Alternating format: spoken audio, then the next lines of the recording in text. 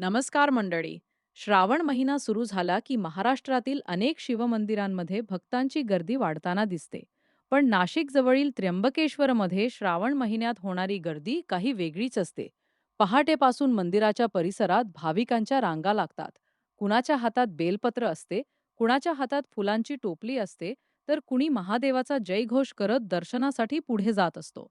हर हर महादेव, ओम नमः शिवाय या जयघोषाने संपूर्ण त्र्यंबकेश्वर परिसर भक्तिमय होऊन जातो. पण तुम्ही कधी विचार केला आहे का? श्रावण महिन्यातच त्र्यंबकेश्वरला एवढी गर्दी का होते? लोक इतक्या लांबून त्र्यंबकेश्वरला का येतात? श्रावणी सोमवारला या ठिकाणाला एवढे महत्त्व का दिले जाते?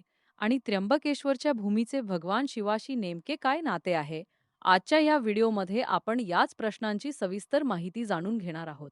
म्हणून व्हिडिओ शेवटपर्यंत नक्की पहा. त्र्यंबकेश्वर हे महाराष्ट्रातील नाशिक जिल्ह्यातील एक अत्यंत पवित्र तीर्थक्षेत्र आहे. येथील त्र्यंबकेश्वर ज्योतिर्लिंग हे भगवान शिवाच्या 12 ज्योतिर्लिंगांपैकी एक मानले जाते. भगवान शिवाची भक्ती करणाऱ्या भाविकांसाठी ज्योतिर्लिंगाचे दर्शन अत्यंत श्रद्धेचे मानले जाते आणि म्हणूनच वर्षभर येथे भाविक येत असतात. पण श्रावण महिना आला की या भक्तीला जणू वेगळेच रूप प्राप्त होते. श्रावण महिना भगवान शिवाच्या उपासनेसाठी विशेष मानला जातो. या काळात अनेक भक्त उपवास करतात. काही भक्त दर सोमवारी शिवमंदिरात जातात. काही भक्त शिवलिंगावर जल अर्पण करतात. काही भक्त बेलपत्र अर्पण करतात. तर काही भक्त महामृत्युंजय मंत्र, शिवमंत्र किंवा ओम नमः शिवायचा जप करतात. या सर्व भक्तीमुळे श्रावणात शिवमंदिरांमध्ये भाविकांची संख्या मोठ्या प्रमाणात वाढते आणि त्यामध्ये त्र्यंबकेश्वरला विशेष स्थान आहे. आता प्रश्न येतो, श्रावण महिन्यालाच भगवान शिवाशी एवढे महत्त्वाचे स्थान का जोडले गेले आहे? हिंदू धार्मिक परंपरेमध्ये श्रावण महिना भगवान शिवाला प्रिय मानला जातो. या महिन्यात भक्त भगवान शिवाची पूजा करून आपल्या मनातील इच्छा, श्रद्धा आणि प्रार्थना महादेवाच्या चरणी अर्पण करतात. अनेक लोक मानतात की श्रावणात केलेली शिवभक्ती मनाला शांतता देते आणि भक्तीची भावना अधिक दृढ करते. यामुळे श्रावण सुरू झाला की शिवभक्त मंदिरांकडे वळतात आणि जेव्हा हे मंदिर ज्योतिर्लिंगाचे स्थान असते, तेव्हा त्या ठिकाणी येणाऱ्या भाविकांची संख्या आणखी मोठी होते. आता आपण बोलूया श्रावणी सोमवाराबद्दल. श्रावणातील प्रत्येक सोमवार भगवान शिवाच्या भक्तीसाठी विशेष मानला जातो. त्यामुळे सकाळीपासूनच मंदिरांमध्ये भाविकांची गर्दी दिसते. अनेक भक्त सकाळी लवकर उठून स्नान करतात. नवीन किंवा स्वच्छ वस्त्र परिधान करतात. शिवलिंगावर जल अर्पण करतात. बेलपत्र, फुले आणि इतर पूजा साहित्य अर्पण करतात आणि मनोभावे प्रार्थना करतात. काही भक्त आपल्या कुटुंबाच्या सुखासाठी प्रार्थना करतात. काही जण आरोग्यासाठी प्रार्थना करतात. काही जण आपल्या मुलांच्या भविष्यासाठी प्रार्थना करतात.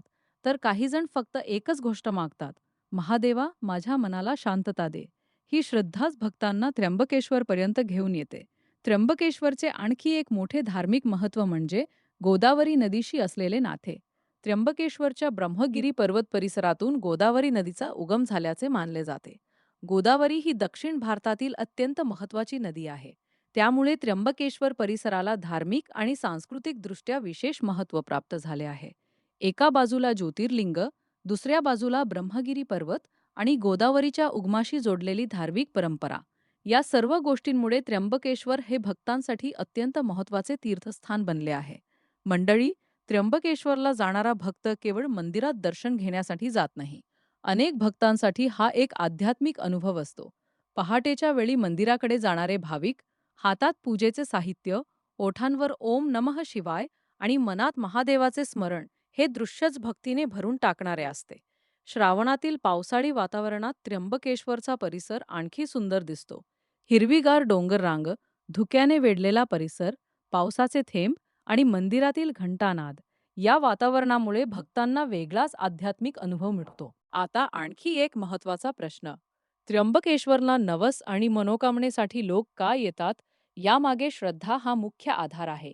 अनेक भक्तांच्या मनात अशी भावना असते की आपण मनापासून महादेवाची प्रार्थना केली तर आपल्या मनाला बळ मिळते. कठीण परिस्थितीत असताना भक्त मंदिरात येतात.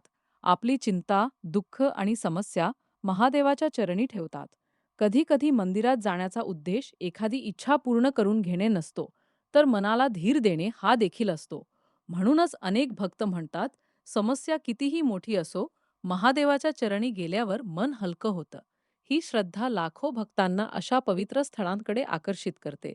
श्रावण महिन्यात त्र्यंबकेश्वरला होणारी गर्दी फक्त एका कारणामुळे होत नाही.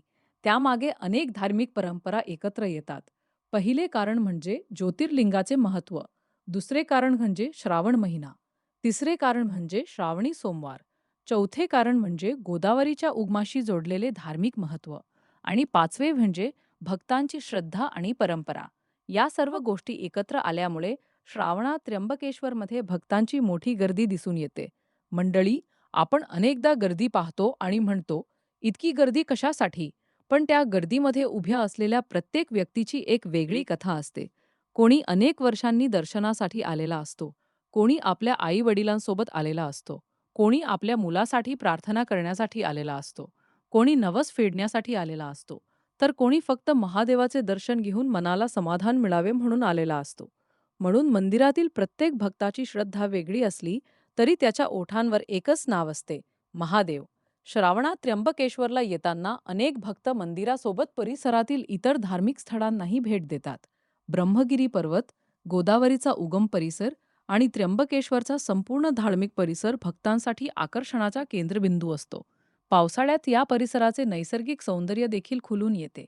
म्हणूनच श्रावणात त्र्यंबकेश्वरला येणे म्हणजे भक्ती आणि निसर्ग या दोन्हींचा अनुभव घेणे असे अनेकांना वाटते. पण मंडळी, एवढ्या मोठ्या गर्दीत आपण एक गोष्ट नक्की लक्षात ठेवली पाहिजे. मंदिरात जाताना श्रद्धेबरोबरच शिस्त आणि संयम देखील आवश्यक आहे. गर्दीमध्ये धक्काबुक्की करू नये. वृद्ध व्यक्ती, लहान मुले आणि महिलांची काळजी घ्यावी. मंदिर प्रशासनाच्या सूचनांचे पालन करावे. स्वच्छता राखावी आणि सर्वात महत्त्वाचे म्हणजे दर्शनासाठी आलेल्या इतर भक्तांचाही आदर करावा. कारण महादेवाची भक्ती म्हणजे केवळ पूजा नाही, तर संयम, करुणा आणि चांगले आचरण देखील आहे. मंडळी, त्र्यंबकेश्वरचे वैशिष्ट्य एवढेच नाही की येथे ज्योतिर्लिंग आहे. या भूमीशी संत परंपरेचेही नाते आहे. नाशिक परिसरातील संत परंपरा, वारकरी संप्रदाय आणि भक्तीची परंपरा यामुळे या भागाला महाराष्ट्राच्या आध्यात्मिक इतिहासात विशेष स्थान मिळाले आहे. म्हणूनच नाशिक आणि त्र्यंबकेश्वर परिसरात धार्मिक वातावरणाची अनुभूती अनेक भाविकांना येते. श्रावण महिना आपल्याला एक सुंदर संदेश देतो. भगवान शिवाच्या पूजेसाठी मोठ्या-मोठ्या गोष्टींची गरज नसते. मनापासून केलेली भक्ती महत्वाची आहे. एक बेलपत्र, थोडेसे जल आणि मनापासून उच्चारलेले ओम नमः शिवाय इतकेही भक्तीचे माध्यम होऊ शकते. महादेवाला आपण किती मोठी पूजा केली यापेक्षा आपल्या मनात किती श्रद्धा आहे ही भावना भक्ती परंपरेत महत्वाची मानली जाते. म्हणूनच श्रावण महिन्यात त्र्यंबकेश्वरला होणारी गर्दी ही केवळ गर्दी नाही, ती महाराष्ट्राच्या भक्ती परंपरेचे एक सुंदर चित्र आहे. हजारो लाखो भक्त, एकच देव, एकच नामस्मरण आणि एकच भावना. हर हर महादेव.